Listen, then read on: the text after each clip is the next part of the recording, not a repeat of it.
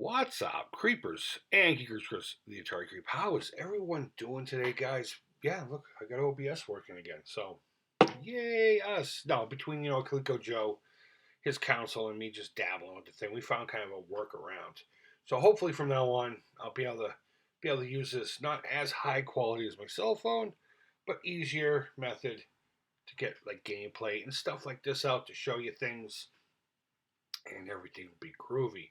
So first and foremost, I do want to give a huge thanks and shout out to Linda, aka The Gamer Girl, for bringing this to my attention. Now, I know you would think a guy who has an Atari centric YouTube channel, something like this would be on my radar anyway.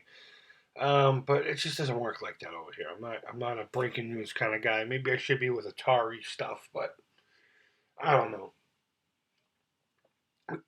Also, if you remember correctly, I don't have a great history with Hyperkin anyway. My Retron 77 debacle twice. Uh, yeah, it's still even a bad taste mouth.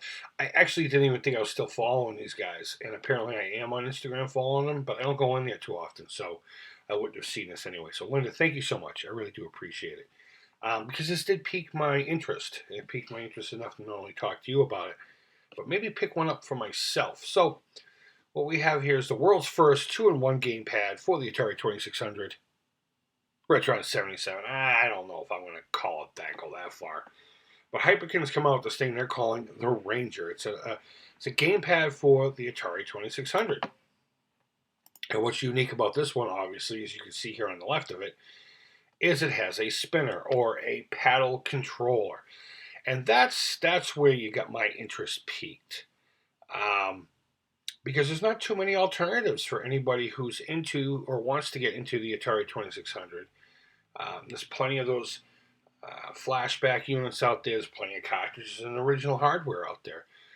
Plenty of ways to play the Atari, but unless you have the paddle controllers, there's a lot of great games like Kaboom and the Breakout games and Demons and Diamonds, and you can go on and on and on that are inaccessible to most people because we don't have good working paddles anymore. They get jittery, they get old, and some people just don't want to be bothered with taking these things apart and replacing the potentiometers. Maybe they're not comfortable with the soldering iron. And it's about time someone stepped up and did this. Now, whether they did it proper or well, that's yet to be seen. I'll wait for John Hancock to tell us that because he'll probably have one of these in his hand pretty soon. But either way, I do have a couple of concerns. One's a personal nitpick, and the other one's maybe it's a feeble concern. The first nitpick is the controller itself, meaning the thumbstick. I'm not a fan of those. Again, it's a personal preference. I'm not a fan of those, and I figured something like this, if you're just going to give us something like this, put a D-pad there. Put a damn D-pad there. Atari needs very precise up, down, left, right for a lot of games.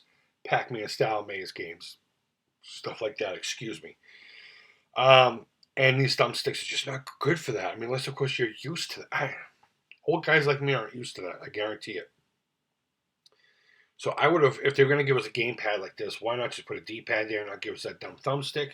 But again, that's my personal preference. And my other concern is I'm only seeing one wire coming out of this thing. Well, that would make sense because it's only one controller. If you're not familiar with how the original paddle controllers are set up, and maybe I should have had one in my hand ahead of time. It's not too far behind me, but regardless, you can look it up. When you get those, there's one input, but it's two controllers spliced into it. It's a Y cable, so to speak. So the theory there is that some games that require 4 players to play, or have the option of 4 players to play, I should say. So the way they got around that with only having 2 inputs in the Atari 2600 is the paddle controllers came in sets of 2, but had one plug input, one DB9 input. So you could plug the 2 sets in and you'd have 4 controllers for games like Warlords, which is an extremely fun game.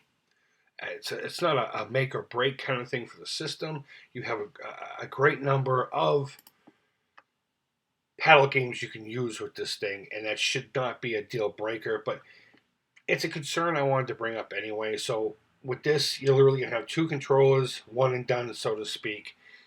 So that's something to think about, at least. It's something to think about. But again, you have a nice library of paddle-style games that were inaccessible to a lot of people on multiple platforms until something like this came out for the reasons we already mentioned before. So between that and the thumb thing, I'm still 50-50 on this. But overall, I dig the shape. I like how it's curved so you can grip it just right to spin it. Now, I think it might be a little hard for me to get used to it because I hold the paddle on my left and manipulate the spinner with my right. Oh, it's going to be interesting to see. So let's go over to Amazon and see what we're getting for one of these things. So $24.99 free shipping. I think that's a good value. I think that's worth it. I'm still 50-50 on whether or not I want to buy one because my paddles are working well, but for how long? For how long, you know? But for the average collector, I think that's a great deal. I think so long as they do what they're supposed to do, I think the $25 is well worth it. So, oh, you let me know down below what you think. Let me get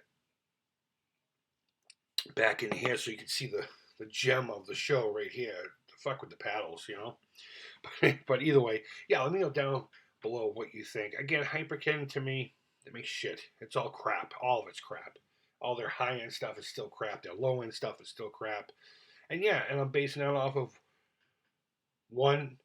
two experiences with one product. But either way, I don't know. Let me know what you think. Go ahead and leave feedback. Thumbs up, thumbs down. All feedback to the Creep is positive, guys. Thank you always so much for watching. I really do appreciate it. I hope you have, whoever celebrates, a great, fun, and safe Thanksgiving with you and yours. Remember that accidents, they don't take holidays. I always mess that up. I try to be clever, but the meaning is still there, guys. Be smart. Be smart. I want to see you here the next day when I upload again, or if you upload a video, I want to see that. So be safe out there while you're celebrating with your family and friends and loved ones and your pets and your lawn and your plastic beasts. And of course, the beast that comes out of your oven that you're going to stuff into your cake hole. Guys, I really do appreciate you. I really do. Thank you all to my new subscribers. I see you out there. I see you guys sneaking in. You can't hide from the creep, but yeah, so it's a little later than it should be for me. So I'm gonna go drool into a pillow. But with that, hope you have a great holiday. And until next time, take care. Creep it real.